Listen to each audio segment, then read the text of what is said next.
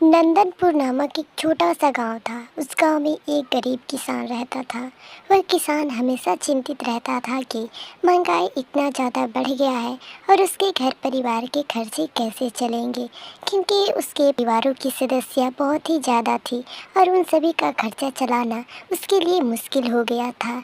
इसलिए वह एक दिन सोचता है कि इन खर्चों के लिए कुछ तो काम करना पड़ेगा। फिर उसके बाद उसकी पत्नी एक छोटा सा ढाबा खोलती है और वहाँ काम करती है। और वह किसान रोज़ सुबह जंगल की तरफ लकड़ियाँ काटने के लिए जाता था। अब तो ठंडी का समय आ गया था और कुहासे बहुत ही ज़्यादा पड़ रहे थे और उन्हीं के गांव के बगल में एक जंगल था। उस जंगल के अंदर एक चुड़ैल रहती थी और उस चुड़ैल के पास एक जादुई हीटर था।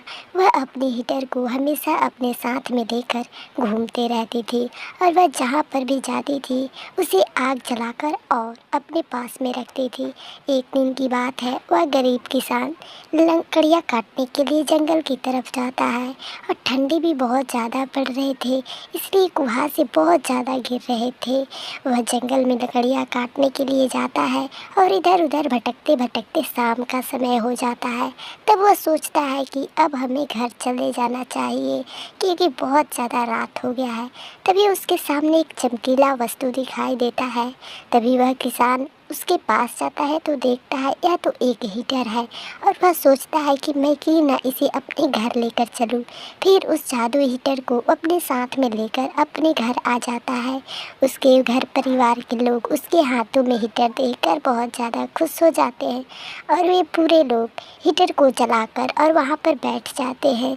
और उस हीटर से बहुत ही अच्छी गर्मी आ रही थी और वे लोग उस हीटर के पास बैठे हुए थे। तभी उस हीटर के अंदर से एक चुड़ैल की आत्मा निकल कर आती है और